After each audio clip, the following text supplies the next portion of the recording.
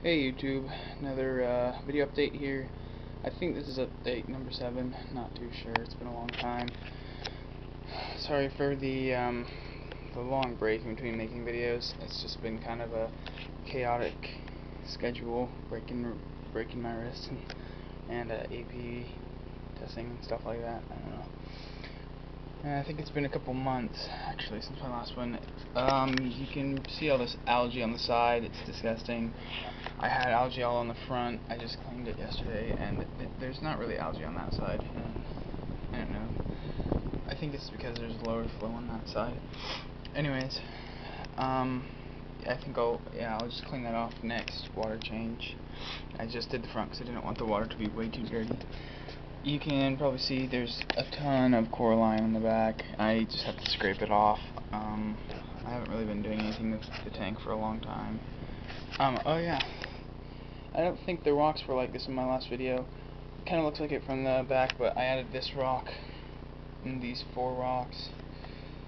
And they just kind of come out. I just flipped that rock around today. I don't really like it, but I had to grab coral because it fell down in that little cave right there.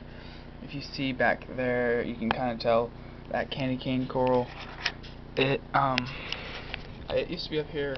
I wasn't doing literally anything minus occasional water change in the tank, so I was totally neglecting things, and I looked at the candy cane right there, and it had a lot of tissue recession, and you could see part of the exoskeleton. I guess it just wasn't liking the flow. I put it down here, push in the crevice. I'll probably glue it down there sometime soon. Because it seems to be doing way better.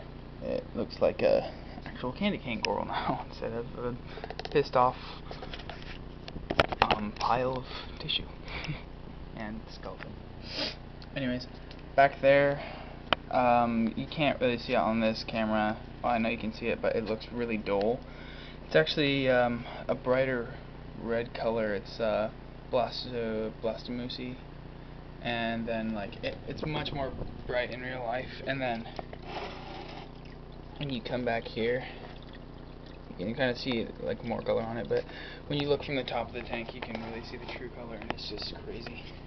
That mushroom, there's a mushroom right there that came on the original rock, a little hitchhiker. He's not as bright and colorful, but the tank, I don't know, he's just trudging through it. I mean, I've been changing a lot of stuff in the tank before I stopped doing anything for the tank, so it's been kind of pissed off, everything in the tank. Right here, this Recordia, of course, my camera's not going to pick up the color because you don't really see the true color of corals through the camera. Anyways, it fluoresces like mad. It's lime green, and then in the actinics it's just ridiculous. Same with the Blastomusi. It's a really cool red color. And then also, I went by the store the other day, and I picked up, let's see if you can see it. I don't have my overhead lights on in my room because I realized that when you do it, makes the rocks look really, well, they still do because there's such high light over it, but it makes them look really shiny, like they reflect a lot of the light from the ceiling. So I'm keeping the lights off when I do it. Anyways, Coral RX, let's see, yeah, whatever, Coral RX,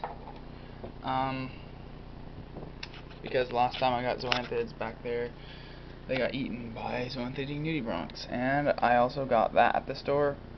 You can't really tell probably, but it is, I thought they were kids and radioactive dragon eyes, but it's actually women watermelons and radioactive dragon eyes. And they're pretty cool, like, I don't know, especially from the top. Let's see if you can see it.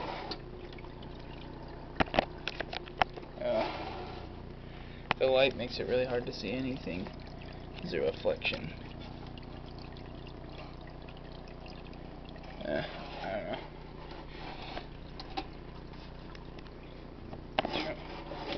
I'm trying to be careful. A while back, you can kind of see it. A while back, I dropped the tank light in the tank on accident, and it shocked the heck out of everything. Just pissed them off. They were all closed up, and I had to dry the light out. And I just had these. Luckily, I just put that and that on over for like a day, so it dried out, and it still works and everything. Luckily, I was kind of looking at upgrading the lighting because I really wanted to. I like this high arc part, and you could totally put SPS like a Monty cap, and I probably could put a Monty cap and it would be okay under these 130 watts because they do okay under lower lighting. But I was still kind of I wouldn't get it unless I had better lighting. So I'm thinking about upgrading the lighting, because then I can make this whole part SPS, and then down here zoanthids and mushrooms and stuff like that. Because I really like the Recordia, and I want some more. And I like the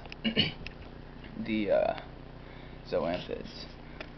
Yeah, going back to the zoanthids, there's I don't know, it's interesting. Like some of the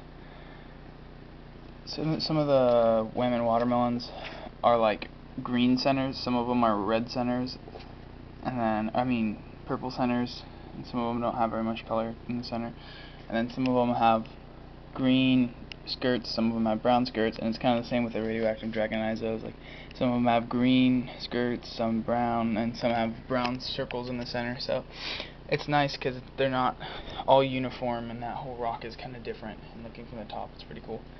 The clowns, can't really tell if they're pairing up, because the other day I saw them shaking and is like still.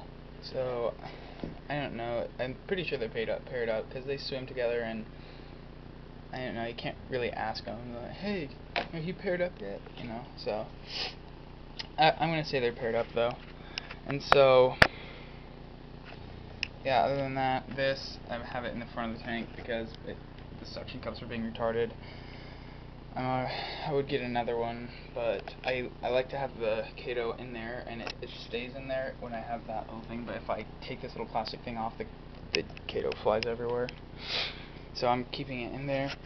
I just, like I said, neglecting everything. I haven't set up sump yet even. I don't know if I will, because it adds water volume, and you can do like put plants in there and stuff to reduce the nitrates.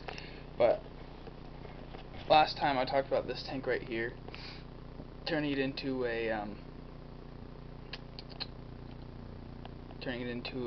pod tank, and I figured that'd be cool. And then I started to research on mantis shrimps a lot more, and there's a couple that's a 10-gallon tank, and there's a couple really cool species you can put in there. And I was like, yeah, and I was totally set on doing that. And then I was like, well, if I'm gonna set up a mantis tank, I want to do it exactly how I want to, and because if I'm gonna go out and do something right, I might as well spend a little bit more time and money and do it exactly how I want. So I decided to not do that as a mantis tank, and then I decided again for the pods, and maybe like a pod and refugium, and then I was thinking about how I could plumb that into that, and then maybe go through like a 3-step plumbing. I don't know, I don't know. You could have the PVC pipe bringing the water down, and then have the 10-gallon drilled into that, have that drilled, and then have that return pump up here coming through PVC again to that side, and then get a couple corallias. I'm not too sure what corallias I want to get. I was looking at them, and then I saw those Sun pumps. They're cheaper and they're reputable. So, but the smallest one they have is 800 gallons, and I'm not sure because this is a really narrow. It's like that big, the outlet for the water, and it's 225 gallons. But since it's so narrow, it's like a really strong small stream of water. So I'm not too sure about the corallias, like the ratio of like the size compared to the flow. So I kind of want to go to the store that has one, but most of the stores around here don't use Corellius. Anyways, tank's okay. Other than that, I'm still set on getting him Mandarin. I was like, no, I got to a point where I was like, it's not worth it, I'll wait. And then I didn't know, I'm still kind of off and on. I really want one. It's just kind of impractical to set that tank up, but I mean, they're so cool. And also, the other day I was researching pistol shrimps, and they're almost as cool or cooler than the mantis shrimp. So I was looking into that too. But if I got one, I'd probably put it in my main tank. So yeah, I'm still kind of at that point where I'm not totally decided. I mean, the tank's not even super mature yet. It's like, coming on, oh yeah, it's like 5 months old now. But still, it's not really mature because it takes a couple of years, before the tank is considered super mature. And so yeah, I still have time to decide, and especially with summer, I'm going to be doing a lot of changes to the tank. I actually don't like how it's the 30-inch long tank, so I was thinking about completely changing the tank to like a 30 long, or like just like a regular 30 gallon instead of a 29, because it has that 30-inch. And then most of the T5 fixtures are like nearly the same price, like 20 bucks more for a 36-inch compared to a 24-inch, and they have way higher lighting, like 39 watts per bulb per 20, compared to like the 24. So it would give you a higher par, and of course then the corals would be happier and thrive and everything. But I was looking at this fixture, and it was it's like 220 bucks, and it has individual reflectors. I'm not sure if they're parabolic, but so it has individual reflectors, and it's a 6 by 24 watt 24-inch fixture. So I was thinking about getting that, or doing like spending like 120 on one of these Sunblaze fixtures that has the individual parabolic, and then but it's for like growing plants, so I'd have to switch out the bulbs, so I'd end up spending either way about 200. But with the four bulb, I would be able to choose my bulb color scheme for my tank, because I really like this white, and I wouldn't want it to be blue all the time in my tank. I like how it's white in the day and blue at night, but I like the slightly more blue than white in the day, maybe like a 12 or a 14K in the day.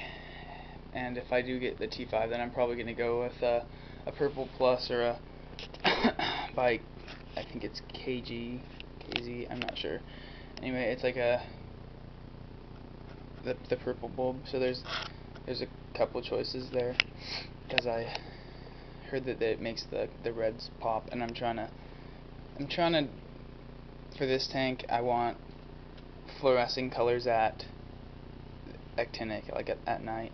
And then I was reading a thread where this guy had LEDs on at night, and he just kept them on all the time. And apparently the corals weren't stressed out by it or anything. So thinking about doing that, getting like some true lumen Coralife LEDs and putting them on, because they really made the corals pop, because they're that actinic color, but they're not that strong of as a like a actinic light, so you get that coral viewing, and it's not making your corals mad or anything. So I'm gonna look into that. So there's a lot of things I still have to add to the tank. I've just been kind of neglecting it, and I'm starting to change more. Yeah, the little rock pile under there, I'm trying to grow the pods, and it's working. I just cleaned my glass yesterday, and on the front there's probably 200 pods in the front after a day. So that's good. I'm just trying to keep my options open for the Mandarin. So yeah, I'll try to keep you guys updated more often. Anytime I do changes, or I don't know, get something new, something like that, I'll try to update. Yeah. Peace.